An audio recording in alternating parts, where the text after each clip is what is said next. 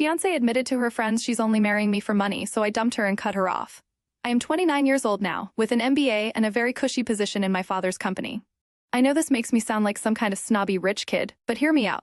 Growing up, we really weren't doing well. We struggled a lot, and the family was in serious debt.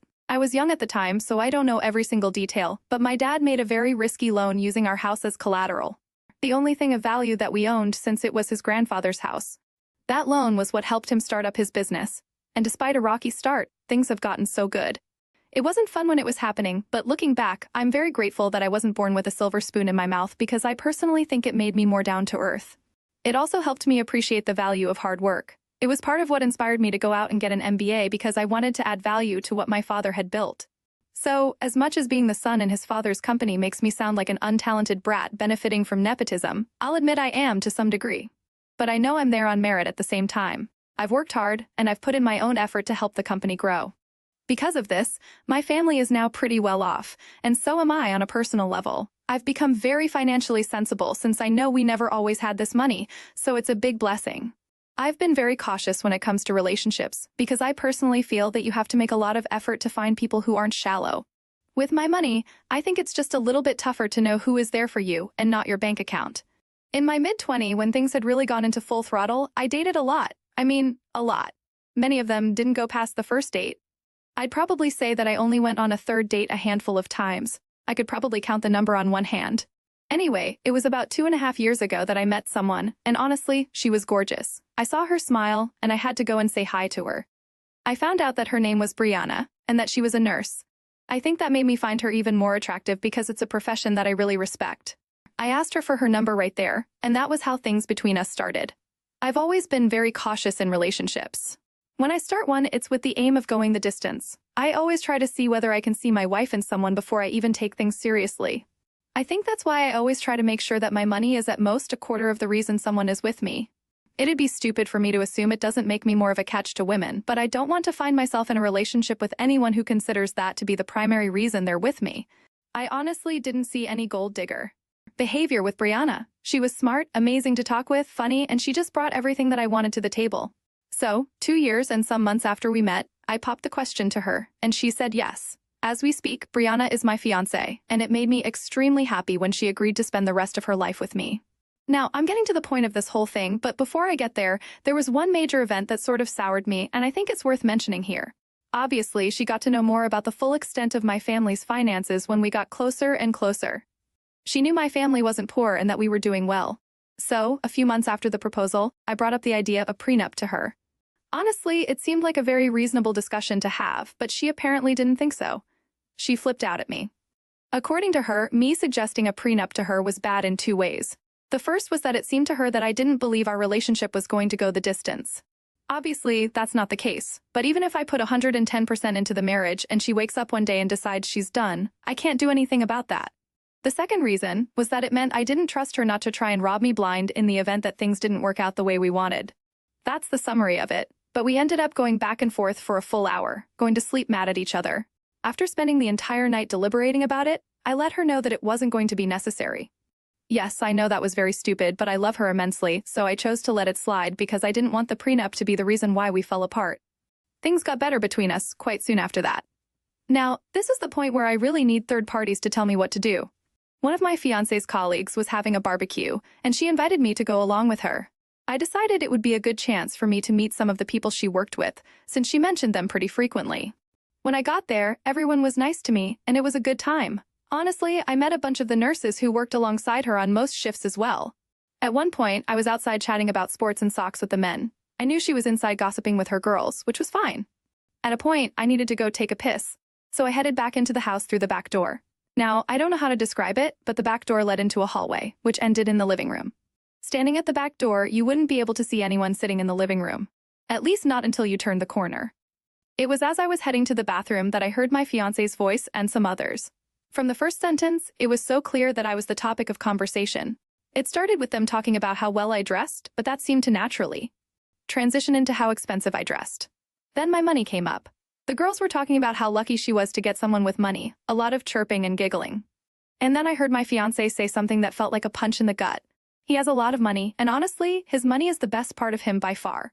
That was followed by a lot of giggling and laughing. She even added, "He asked for a prenup." I said, "No, of course. I have to be able to cash out if things hit the rocks." Then there was a lot more laughing. At that point, I left and went back out of the house. I honestly didn't find myself needing to use the bathroom anymore. We went back home, and she noticed something was up with me, but I didn't tell her what it was until she went to bed. This happened a few days ago, and at this point, I don't know what to do. She's a great person, and I love her a lot. But I'm fighting a battle with myself trying to figure out whether I should let it pass as stupid female gossip that she was leaning a bit too far into, or whether this was worth canceling everything that we planned towards the wedding and kicking her out of the house. Honestly, I don't know what to do. My mind is telling me to end things because this was exactly what I never wanted, somebody who values my money way too much. A few days ago, she was the perfect woman to me, and I hate how quickly that all changed. My heart is telling me to talk to her about it, but honestly, I can't figure it out. I appreciate all and any advice. Edit. I'm seeing a lot of people saying that I should never have compromised on the prenup. I should have just ended things right there. A lot of you said it in unnecessarily harsh ways, but I've got thick skin. If I had another chance, I might not have done things differently, but I do agree that I would give someone else the same advice a lot of you are giving me here. I should have actually stood my ground on that because even if I do decide to stay with her, the comment I overheard makes me realize how important a prenup is with her. Edit. I'm inclined to agree with the comments saying that I should simply end things right now instead of taking the risk with somebody who has shown that my money is a primary interest of theirs. The only thing is, I feel like the best case scenario might be for me to talk over the prenup with her again. I know that would safeguard me but not necessarily make her less interested in my money. But isn't it natural that someone would appreciate someone who has a good amount of money? Edit. Okay, I've had a lot of sense talked into me. I'm still going to have the prenup discussion to see what she's going to say, but I'm ready to pull the trigger on ending things.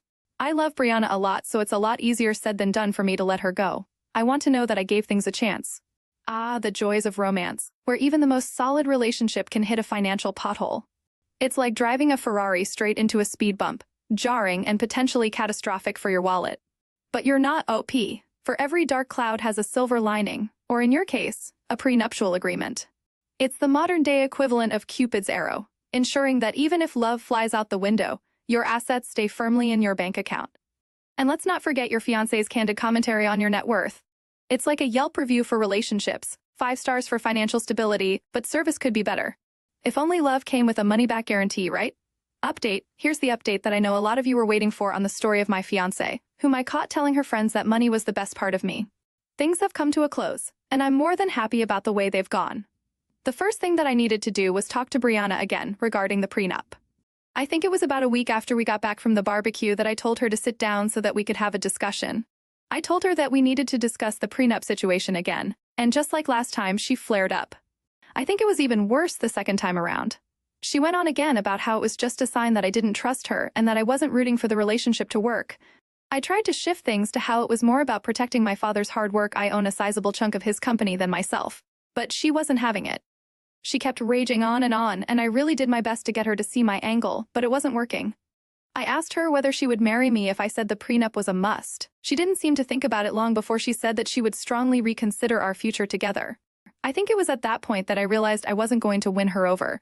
I let her know that after the first time, I was going to let the prenup go, so I asked her to guess why I was bringing it back up. Understandably, she was clueless on that front, so I told her that I would help her figure it out. I asked her to look back on a discussion that she had with her nurse colleagues when we were at her friend's barbecue. She only said, "We talked about so many things. I don't know what you're talking about. You don't remember laughing and giggling with your friends as you said that my money was the best part of me? You don't remember telling them how you couldn't do a prenup with me because you won't win the jackpot in case we divorce?" At that point, it was clear that she remembered what I was talking about because she started to tremble and act extremely anxious. I was waiting for her to confirm or deny what I had said, but she didn't say anything. I prompted her to speak, but she was just looking at me while her hands were absolutely shaking. I don't know why, but that made me laugh, and I think me laughing made her turn on the waterworks. She started to cry and sob, all without saying anything to me about what I had said. At that point, it was starting to piss me off that she had nothing to say, and I wanted a reaction from her. So I let her know that the wedding wasn't going to happen anymore. At that point, she fell to the ground, and I started hearing her mumbling words like "please" over and over between all her tears and sniffles. I stood up, went to our room, locked the door, and went to bed. The next morning, she was waiting for me, and she looked like she hadn't slept all night. As soon as she saw me, she came to me and was being extra touchy, but I shrugged her off. She started to try to explain the context of what I had overheard. She claimed that she was just trying to fit into the whole gossip girl type vibe. And she didn't mean the things that I had heard her say. She blamed her friends and her colleagues for being bad influences. She claimed that my money was never a part of the reason why she fell in love with me. I believe that was likely true initially, but I feel like she started to love the money more at a point. She said that she'd signed the prenup and it wouldn't be a problem for her. She said all that, but I honestly didn't have anything to say to her. I took her hand in mine, looked her in the eye tenderly, and then slowly took the engagement ring off her finger. I paid way too much for that to end up in the hands of someone like her. That struck a nerve. She started to cry, but it quickly devolved into cursing me out. She said I was ugly. She said I had no charm. She said my penis was small. She called me gay. She said she had slept with a guy she met at a bar because she felt like it. I really don't know whether I believe that part or not, but it honestly doesn't matter at this point. She said my money was the only good thing about me, and she wished she had been able to milk me more. She basically pulled out every insult that she could think of, and at that point I started to laugh. That was when she began to throw things at me. As much as I wanted to be all stoic and indifferent, she started to toss some pretty dangerous things, so I retreated to the room and locked myself in. I think it was about 2 or 4 hours later when things quieted down, and I finally came out. She was gone, but she had trashed the entire place. I was furious, and in that moment, I was sure I had made the right move. I took pictures of everything that I could, and I retrieved some footage from one of the indoor cameras that I had. After that, I left the house to go sleep in a hotel because, honestly, it was absolute chaos, and I didn't even know where to start with the destruction. This is where I decided to start having fun. I went to her Facebook page and her Instagram page and looked for the post on each platform where she announced her engagement. Then I drafted a message. I hate to inform you that the wedding is off and I am no longer engaged to Brianna. She admitted to just being with me for my money, and when I confronted her about this, she lost her mind and destroyed my house. If you have any questions, ask her. Which I posted as a reply to every single comment. She hates looking bad in front of people, so this part made me feel very satisfied. I then made my own post, showing off the destruction that she had caused, as well as some short clips of her trashing the house when she was having her temper tantrum. I tagged her family, friends, and even the hospital where she works. This last one was for fun, and it would be nice to have a little gossip start about her among the colleagues. Her parents tried to call me several times, but I didn't bother picking up. Honestly, it sucks that I have to cut ties with them because they were lovely people, but it is what it is. She called me tens of times after I had done all of this, and the one time I picked up, it was a mix of her crying and threatening to come and kill me for ruining her life. I really don't think anything I did was permanent, so she was just being dramatic. She shouted about how I humiliated her with the short clips that I had posted. And people now call her Banna of Tarth behind her back because she was acting aggressively in the video. I found that part hilarious. She kept crying about how everyone now looked at her differently. I won't lie that I had a little iota of concern that she would do something crazy because the tantrum she had thrown at home wasn't quite the Brianna I knew. In the end, nothing happened, at least not yet. I called the event planner and told her to cancel everything related to the wedding. That part was heartbreaking to me, I'll admit, but I had to do it. Once that was done, I knew that she and I were done too. The best part for me is the fact that I'm taking her to court to compensate me for destroying my property. I asked her to pay up nicely, but she only called me some unsavory names, so I don't mind putting her through a little more stress just for the fun of it. She's going to have to pay for a lawyer, miss days off work, and hopefully, in the end, have to compensate me for everything that she destroyed. And trust me, it was a lot. As for now, this is still pending, but I have a recording of her being a bull in a china shop, and I've spoken to my lawyer, so there really isn't anything to worry about. She won't be slipping out of this one. There's still a little bit of hurt in my heart, considering that something that I really had my hopes on isn't going to work. But I'm glad I found out the way she saw me sooner rather than later. I prefer the pain now instead of a lot more pain much later. Anywho, a big thank you to all of you for helping me out, especially with my previous post. I'll be reading all of your comments here, so let me know what you think of how I got back at her. Brief update. Oh, and here's just a little update for anyone who might be reading this post at this point. I was awarded almost $10,000 for all the things that she destroyed in my apartment, including hotel fees because I wasn't able to sleep there, and professional cleaning fees because the entire place was a mess. The smile on my face was huge because there I was, taking money from her after our split. I guess she should have been the one with the prenup. From the moment you decided to revisit the prenup conversation, it was clear you were ready to take the reins of this runaway train. And when Brianna showed her true colors, well, let's just say you handled the situation with the finesse of a seasoned diplomat. Or a strategist, depending on how you look at it. Your decision to call off the wedding and air out the dirty laundry on social media was a bold move, my friend, but one that seemed to bring you a sense of closure and, dare I say, a hefty reimbursement for the chaos left in Brianna's wake. And let's not forget your impeccable sense of timing, dropping the bombshell about the canceled wedding while she's dealing with the fallout of her impromptu demolition derby. That's what I call a masterstroke.